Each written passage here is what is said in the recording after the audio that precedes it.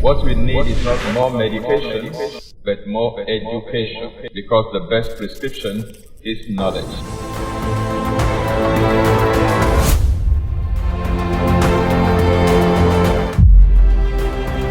This is Exposé coming to you live from Lagos, Nigeria, every Monday on Instagram, YouTube, and Facebook simultaneously. I'm your regular host, Tony Akinyemi. Don't forget, what we need is not more medication, but more education, because the best prescription is knowledge.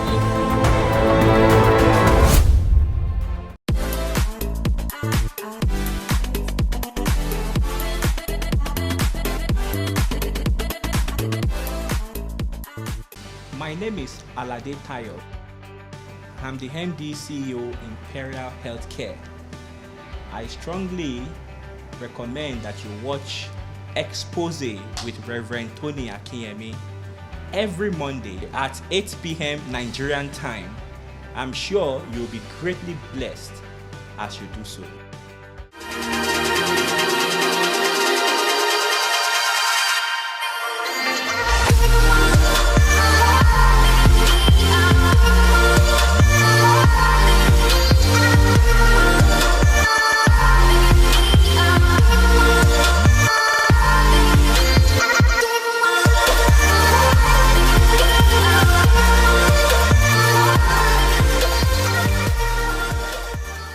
Welcome to Exposé today again. I'm honored to have you as my guest on this special occasion as we continue our conversation on the value of physical exercise.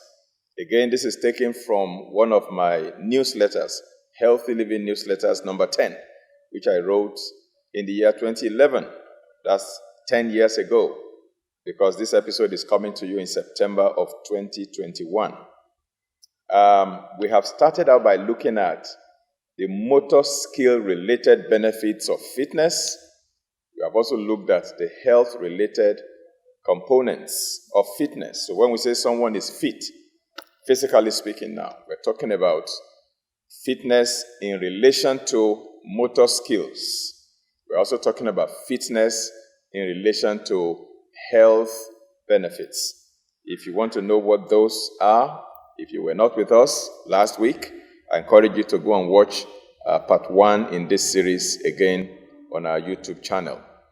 Now, we also looked at the first major benefit derivable from regular, moderate physical exercises, and that is the benefit of improved circulation.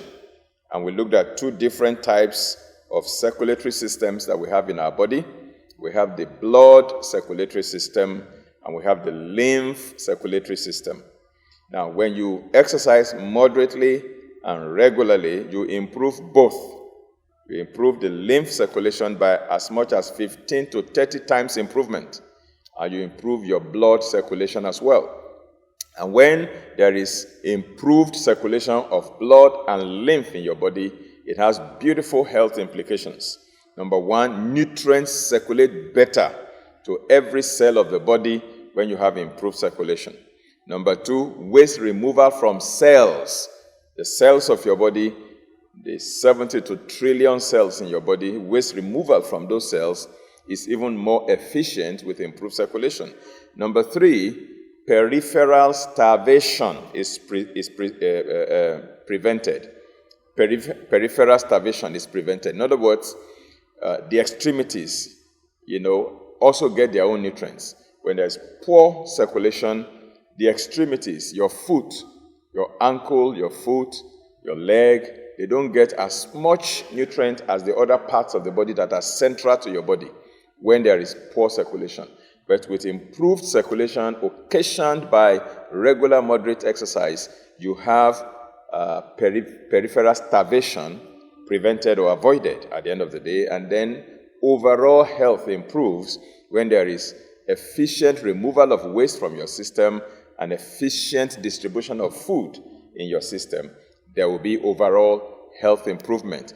That was what we shared during the last episode. Today we continue in discussing the benefits of physical exercise by looking at yet other benefits. The The second benefit we'll be talking about is blood oxygenation. Blood oxygenation. When you exercise moderately and regularly, then you have improved blood oxygenation. Not oxidation, but oxygenation. In other words, there is a lot of oxygen that is absorbed into your bloodstream, and when your blood is rich in oxygen, that's good for your health. When your blood is low in oxygen, that's not good for your health. When there is low level of oxygen in the body, that's called a state of hypoxia. When you become hypoxic, then you don't have enough oxygen, and then there will be a lot of problems. In fact, there are certain diseases that actually lower oxygen level in the body, and the person goes into that situation. That's why they put people on oxygen or on ventilators to help to shore up the amount of oxygen in their system. So let me read to you again from my Healthy Living newsletter number 10 on blood oxygenation. Now, the greatest nutritional need of our physical bodies is pure and fresh air, oxygen. That's your greatest nutritional need, oxygen. You can live without food for 40 days and you will still survive. You may not suffer any problem. You can live without water for up to 4 days without suffering any health damage. But you cannot live without oxygen for more than 4 minutes without having problems. So we can only survive for 4 minutes without oxygen. There's a definite correlation between mental clarity and more oxygen in the blood. When the body lacks sufficient oxygen, then the body adapts. The body begins to adapt from an oxygen phosphorylation kind of energy production to a fermentation process of energy production. And that adaptation is not good because it's going to lead to disease. Foods and waste are incompletely oxidized, and the chain reaction towards ill health begins when there is poor oxygenation. Oxygen deprivation can lead to the development of cancerous cells because cancer cells are anaerobic. Now, I'm going to be sharing the thoughts of many experts on the subject with you as I quote them right now. Now, let's start with a quotation that I got from an article that was titled Cancer Causes and Control. This was written as far back as 1995. It says, and I quote, it says, eating too much and exercising too little increases cancer risk because fat cells make extra estrogen. In other words, you eat too much, okay, that's called gluttony. And then you exercise little or not at all, that will make you become overweight or obese. You have excessive amount of fat in your body, and that excessive amount of fat will produce excessive amount of estrogen hormone in your system, and that increases your cancer risk, particularly women. So eating too much and exercising too little increases cancer risk because you will gain more fat, and the more fat, the fat cells will make extra estrogen that you don't need, and that can stimulate the growth of tumors, fibroid, cancerous tumors, and what have you. That's from the journal Cancer Causes and Control, published in 1995. Then Dr. Otto Warburg, he was a 2-time Nobel Prize winner, and he was a German. And he wrote, and I quote, he says, all normal cells have an absolute requirement for oxygen. All normal cells have an absolute requirement for oxygen. But cancer cells can live without oxygen. A rule without exception. Deprive a cell 35% of its oxygen for 48 hours, and that cell may become cancerous. Unquote. That's from Dr. Otto Warburg, a 2-time Nobel Prize winner. In fact, he won one of the Nobel Prizes for his work in discovering that cancer cells are anaerobic, and that when you make the body anaerobic, cancer cells can actually develop. Now, Dr. Ed McCabe also said, and I quote, Dr. Ed McCabe said, deprive a cell 60% of its oxygen and it will turn cancerous. Deprive a cell 60% of its oxygen requirement, and that cell will adapt and turn cancerous. It will become an anaerobic cell because normal cells are aerobic. They use oxygen to convert glucose to adenosine triphosphate, ATP. ATP is the fuel that the body burns for energy. So your body, you eat food, the food is digested to glucose, okay? The glucose is absorbed into the blood carries the glucose and your cells will absorb the glucose from the blood. When the glucose gets into your cell, there is a factory in your cell called the mitochondria. Inside that mitochondria, the glucose is now combined with a few other things, including oxygen, and is converted or refined, as in a refinery.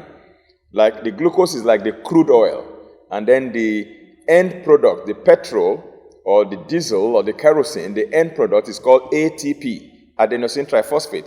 And the mitochondria of the cells require oxygen to convert glucose into ATP. Okay, that is the normal process, how cells generate ATP or fuel to burn for energy. But when there is not adequate supply of oxygen, then the cells will find another way to convert glucose to ATP, which is no longer going to be the normal, oxidation phosphorylation, but it will now go through a process of fermentation. In other words, it does the conversion to ATP all the same, but it doesn't require oxygen anymore.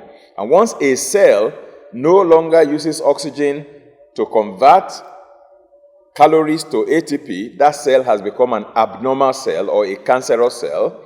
It has become an aberrant cell. So that's how deprivation in oxygen can actually make cells to convert to cancerous cells. So I quote Dr. Ed Maccabi again. He says, deprive a cell 60% of its oxygen requirement and it will turn cancerous. Wonderful. You see how exercise can help to prevent cancer?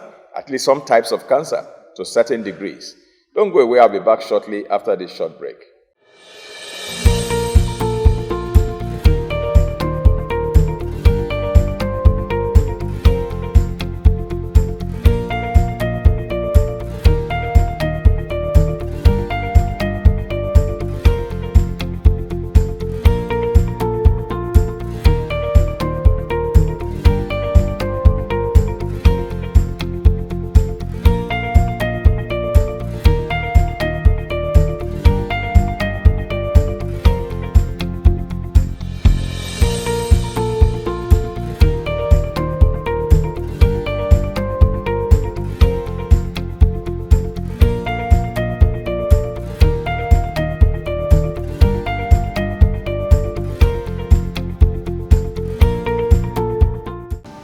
I am Dr. Abayomi Ayeshimboju, a neurologist and a homeopath. I would encourage you all to watch Exposé with Dr. Akinyemi on Mondays at 8 p.m. You will find it very informative and you will take away from it a lot of knowledge which you can use for the improvement of your health.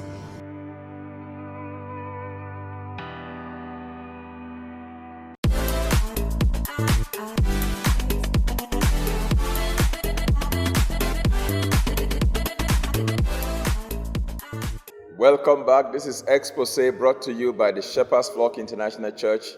And I'm your regular host, Tony Akinyemi. We're talking about the value of physical exercises. We're looking at the second value right now, which is oxygenation. The first value is improved circulation, and the second one is improved oxygenation. When your body is well oxygenated, that is good for health. If your body is oxygen deprived, that is not good for health.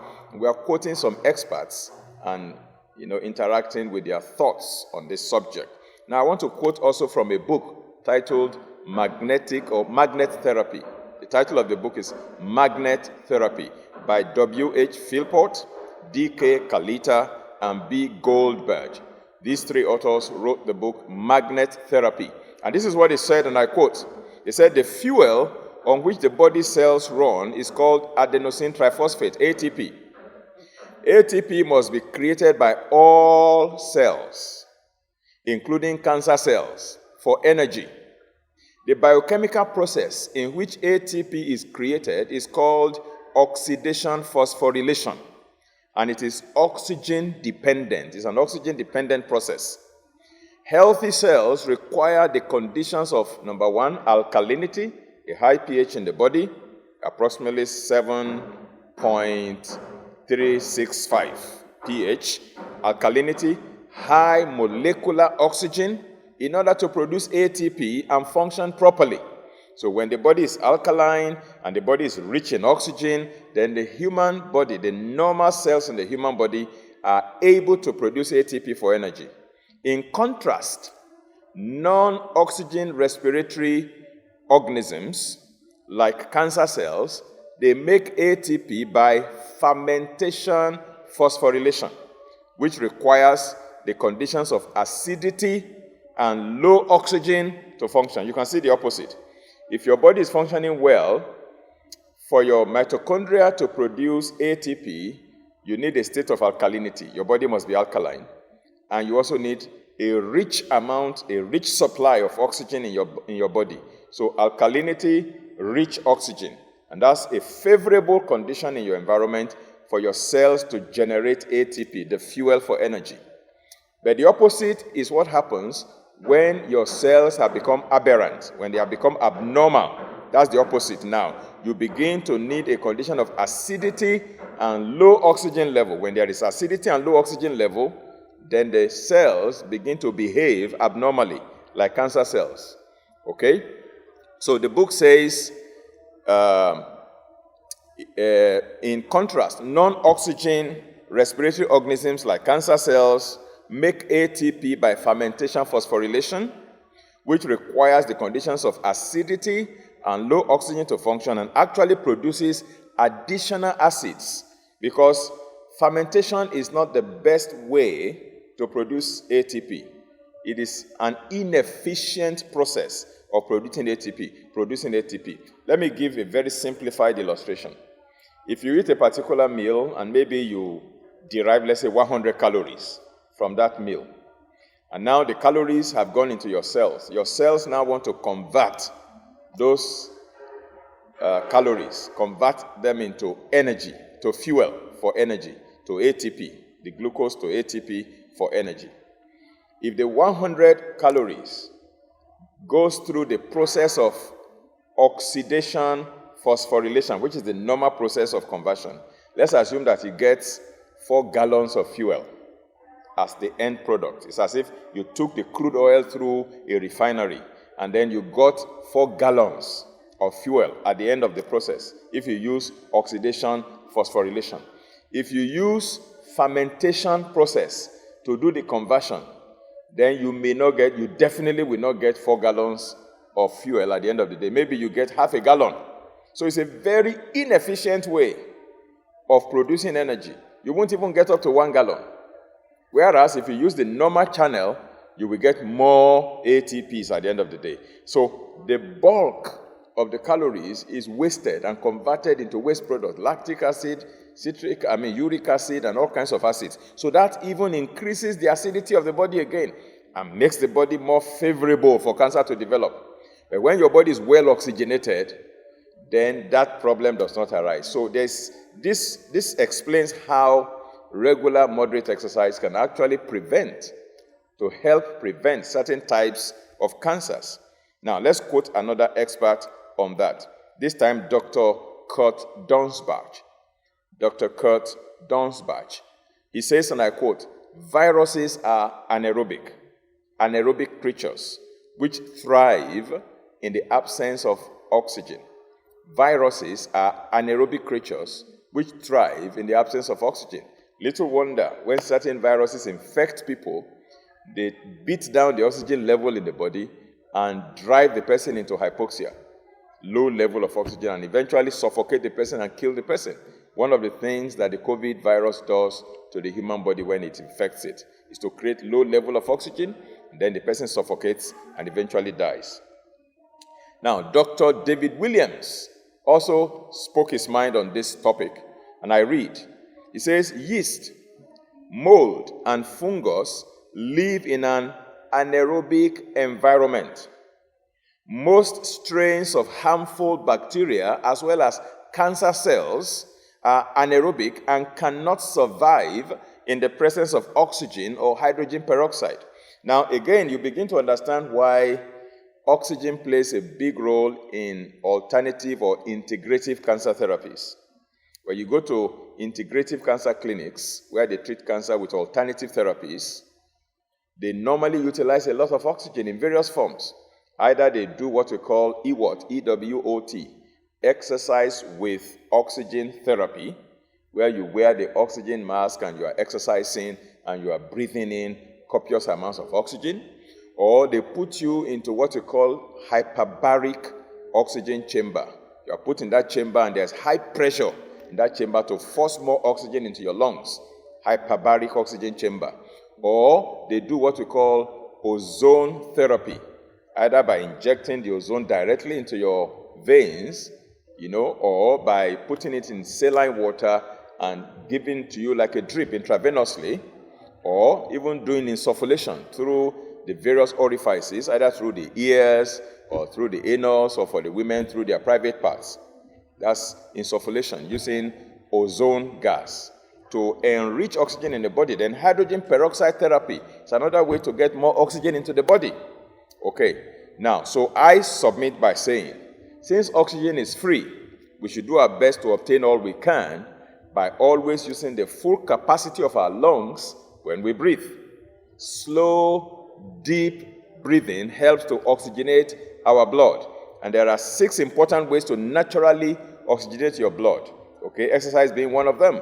And that's why one of the values, one of the benefits derivable from regular moderate exercise is oxygenation, rich oxygen in your body, rich oxygen in your blood. So there are 6 important benefits or 6 important ways to naturally oxygenate the human body. One is you eat more raw food than cooked food. When you cook food, the oxygen in the vegetables in particular will bubble out. But when you eat them raw in the form of vegetable juices, vegetable salad, smoothies, and what have you, then you get more of the oxygen into your system. That's one way to enrich oxygen in your body. And then when you eat green leafy vegetables, they have chlorophyll, and chlorophyll attracts a lot of oxygen as well because it helps to build hemoglobin in your blood. It enriches your hemoglobin, and so you are able to absorb more oxygen in your lungs when your hemoglobin level is very good. So the first way to ensure that you are rich in oxygen is through eating more raw food, including more raw food in your diet. Number 2 way to boost oxygen amount in your body is through deep breathing. We're talking of natural ways. We're not talking about medical ways or hospital ways of doing that. We're not talking of ventilators. We're not talking of oxygenation or wearing oxygen mask and what have you. We're talking about natural ways to boost oxygen at home. 1, eat more raw food. Number 2, deep breathing. Proper breathing is nose breathing, and improper breathing is mouth breathing. Number 3 is to consume essential fatty acids, omega-3 in particular. Omega-3 oil is an oxygen magnet. So your diet should be rich in omega-3, fish oil, krill oil, flaxseed oil, cod liver oil, hemp seed oil. All of these are omega-3 oils, and they can help to actually enrich the oxygen in your blood because omega-3 oil is an oxygen magnet. Number 4, to enrich your body naturally, make your body alkaline. When your body is acidic, it does not absorb oxygen properly.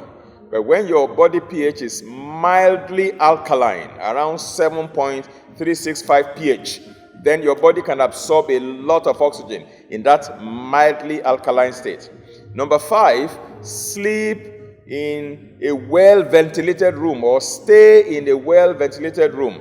Make sure that your office, your room is well-ventilated, and then you can breathe in rich amounts of oxygen. And then, of course, number 6 is for you to exercise moderately, regularly to oxygenate your body. The more your body is oxygenated, the better for your health. Glory be to God. Now, don't go away. Again, we're going to take a short break here, and when we are back, we continue with this, discussing this second value of regular exercise, which is blood oxygenation. Thank you. I'll be back shortly. Life is now, the future, and everything in between. It is a journey that requires faith to overcome obstacles, fitness to push through it, a solid finance for comfort, and a wonderful family to journey with. For a smooth ride, you need the perfect vehicle, knowledge. You've got the power to choose. Make the right choice by joining the winning team at this year's 5F Conference.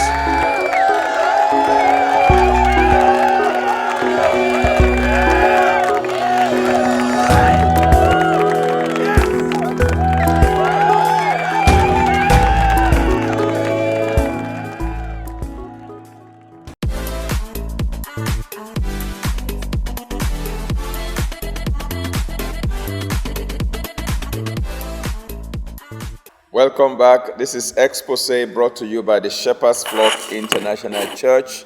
Don't forget, what we need is not more medication, but more education. And the best prescription, of course, is knowledge. We're dealing with the value of physical exercises. And we're looking at the second value today. In the first episode in this series, we talked about improved circulation, improved blood circulation, and improved lymph circulation.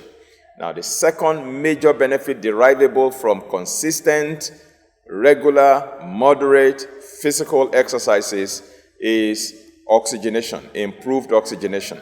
And we have looked at 6 different ways by which we can naturally improve oxygenation in our body. Now, exercise helps us indeed as one of the channels to improve oxygenation, because when you are exercising, you are breathing copious amounts of oxygen into your system. Now, George Burns said, very humorously, and I quote, he says, "The secret to a long life is to keep breathing." In other words, if you stop breathing, you die. Because if you keep breathing, then you live a long life. Because when you breathe, what you are doing is you are throwing out waste products, and you are also breathing in oxygen. And those two things will sustain your life for a long time to come. Now, a friend of mine who studied fishery, he studied agriculture in the university, and he specialized in, I think, fish management or something like that. And he told me that even in fish ponds, that there's a way the fish pond can be oxygenated. And that when the fish pond is well oxygenated, the fish do better. They grow bigger, they grow faster, and they are healthier at the end of the day. And I said, what about the fish in the natural, in the wild? How do they get well oxygenated in the river, in the ocean, and what have you? And he says, when the rain falls, the raindrops, as they drop on top of the water and it splashes up, that it actually infuses oxygen into the water from the atmosphere. So rainfall is a natural way to infuse oxygen into the water bodies, rivers, and the ocean, and lagoons, and what have you, and lakes. So, but when you have an artificial fish pond, maybe you do it indoors or outdoors, particularly the indoor version, you need to have oxygen tank that you pass through the water to enrich the oxygen content of the water to help the fish to do well. So I said, wow, so oxygenation doesn't only help human health, it even helps veterinary animals as well. It helps fish as well in the water. Okay, so from my newsletter number 10, Healthy Living newsletter number 10, I read this quote. It says, "For proper blood oxygenation and other health benefits, we should all increase our heart rates into the aerobic zone. If you want to get proper blood oxygenation and derive other health benefits, then ensure that you increase your heart rate into the aerobic range and sustain it for a minimum of 20 minutes in that aerobic range, and do that 3 to 4 times a week. That's how to oxygenate your body and derive other health benefits from exercise. Now, so what is the aerobic range? I know that will be the next question somebody wants to ask me. Now, let me explain a few things. Our hearts beat boo, ba, boo, ba, boo, ba, on the average, depending on your fitness level. One textbook I read says athletes, those who are extremely fit, who exercise rigorously, regularly, and they are involved in athletics and sports and competitions and what have you, that their heart rate is slower than the average population, and that they have a heart rate of between 40 to 60 beats per minute. That's their heart rate. Then the average person who is fit has a heart rate of between 60 and 80 beats per minute. And then those who are unfit, their heart beats a lot faster, between 80 and maybe 120 beats per minute. Okay, that's the heart rate. Now, so when a person provokes the heart to beat faster for a short period of time during exercise, and the heart begins to beat from about 120 to 150 times per minute, that is called the aerobic zone. Aerobic zone, where you make your heart to beat boo, boo, boo, boo, boo, for between 120 to 150 times per minute, depending on your age. Of course, the older you are, the less aggressive you have to be. Younger people can drive their heart rate to about 150 beats per minute, but older people should be careful. Between 120, 130, maximum maybe 140 is good enough, according to the experts. I'm not an expert in that area, but I read from the experts, and this is what the consensus is. This is what they have said. So you do that 3 to 4 times a week. In other words, you exercise 3 to 4 times a week and make your heart to beat back, back, back, back, back during the exercise, particularly during aerobic exercises. Our heart rate increases during aerobic exercises. Now, so how do you calculate your aerobic heart rate? Now, to calculate your aerobic heart rate, as spelled out in my Healthy Living newsletter number 10, it says, number 1, subtract your age from the number 220. You have a figure 220. Take your age from it. Like I am 60. So I take 60 from 220. What do I have left? I have 160 left. Then you multiply that result, 160, you multiply it by the factor of 0.6. So let me do that here. I have my calculator here. So I have 160, and I'm multiplying it by 0.6, and that gives me 96. That 96 is the lower figure of my aerobic zone. If I can make my heart to beat 96 times per minute, then the upper limit, as a 60-year-old, I have 220 minus 60, I have 160, and then I multiply that by 0.8, and that gives me 128, which means my own aerobic zone for my age at 60 years old should be between 96 and 128. That's how to calculate your aerobic zone, between 96 beats per minute and 128 beats per minute. Okay, that is that. So you multiply the result when you subtract your age from 220. So 220 minus your age. So if you are 50, for example, 220 minus 50 will give you 170. All right? Then you multiply 170 by 0.6. That gives you the lower limit. Then you multiply that 170 by 0.8. That gives you the upper limit. Okay? So that is your aerobic zone. So aerobic zone varies from age group to age group. Know your age and use this formula. Okay? Let me go over it again in case you want to write it down. 220 minus your age. Whatever the answer is, multiply it by 0.6. That is the lower limit for you in terms of your aerobic heart rate. Then 220 minus your age. Whatever the answer is, multiply it by 0.8. That gives you the upper limit. So that gives you a range from your lower limit to your upper limit on how to calculate your aerobic heart range.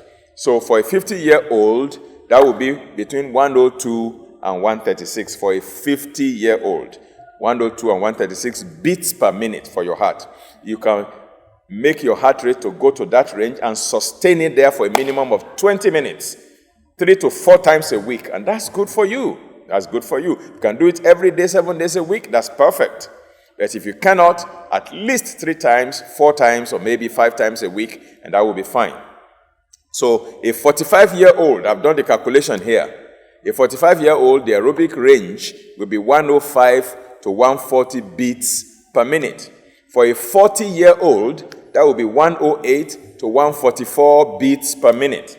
And for a 30-year-old, that will be 114 to 152 beats per minute. You can see how beautiful this is. This is very scientific, and this is something that you can calculate for yourself.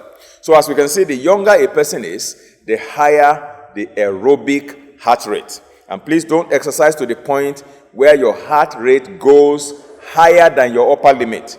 Once you go across your upper limit, over and above your upper limit, you move into what we call the anaerobic zone. You are no longer doing aerobic exercise. You are now doing anaerobic exercise. And that is not going to be beneficial for oxygenation.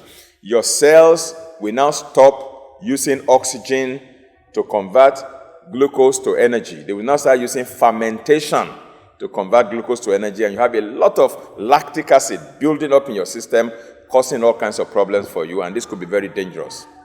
Now let's talk about resting pulse. When you are not exercising, when you are in a state of rest, maybe lying down, sitting down for a while, then you have what you call your resting pulse. How many times your heart beats per minute during that state of rest, when you are at rest. Okay, that's your resting pulse. I have said that earlier. Those who are extremely fit, their heart will beat during that resting state for 40 to 60 times per minute. That means they are very fit. Others, it is 60 to 80 times per minute. That means they are fit. And those who beat 80 to 100 or 120 times per minute, they are unfit. Okay? So how do you check your resting pulse? When you are seated and you have relaxed for about 30 minutes, calm, you place your hand on your wrist here and you feel your pulse. Boom, boom, boom. And then you check your time. You count how many pulses or how many pulses you feel within the space of 15 seconds. 1, 2, 3, 4, 5. You count like that. 15 seconds. Whatever number you get, you multiply it by 4. And that will tell you how many pulses you will get in 60 seconds or 1 minute. And that is your pulse. That is your heart rate. Okay? That's how to calculate your resting pulse. Now, the secret is that when you exercise regularly and drive your heart rate to the aerobic zone, by the time you stop exercising and after you exercise in a day, maybe 2 hours or 3 hours after you exercise, your heart will go back to the resting state and begin to give you your resting pulse. The more you exercise, the lower your pulse will drop when it is in resting state. Okay? So a person's pulse is generally more rapid during and immediately after exertion or exercise, during digestion, during mental excitement, and generally more frequent in the morning. It is less rapid in those of the phlegmatic temperament. There are 4 basic temperaments according to psychologists. We have the melancholy, we have the phlegmatic, we have the sanguine, and we have the choleric. Those who are phlegmatic, easygoing, calm, quiet, reserved, okay, they generally have less rapid heart rate. Okay, body temperature can also affect your pulse. The higher your temperature, the more rapid your heart may beat. A variation of 1 degree Fahrenheit above the normal adult body temperature of 98.6 degrees Fahrenheit is approximately equivalent to approximately 10 beats increase in your pulse. Exercise helps your pulse rate to normalize. The person who exercises regularly has a lower pulse rate, and this rate returns to normal more quickly after exercise than does the pulse rate of the sedentary person. I'm reading from my newsletter now, number 10. When an individual exercises regularly, maintaining his or her heart rate in the target heart rate zone for 20 to 60 minutes every day, the person's resting pulse rate falls.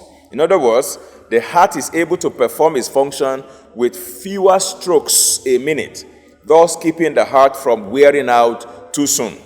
The higher your resting pulse, the shorter your lifespan will be.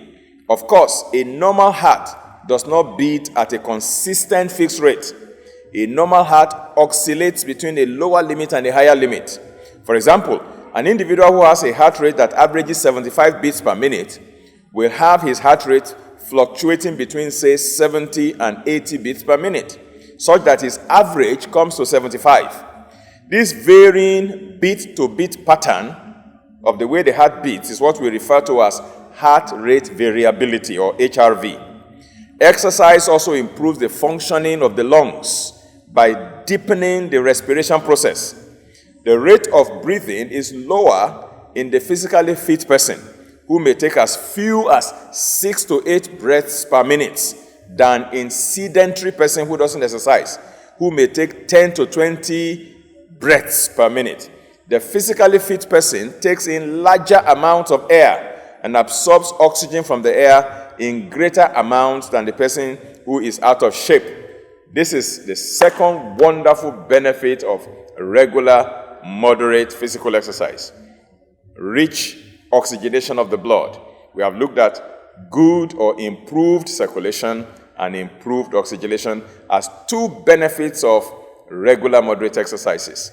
This is how far we can go today. Thank you for spending your evening with me again on Exposé. I'm your regular host, Tony Akinyemi. And don't forget, what we need is not more medication, but more education. For the best prescription is knowledge. Have a very beautiful and wonderful evening and rest of the week in Jesus' name. Thank you. God bless you, and bye-bye.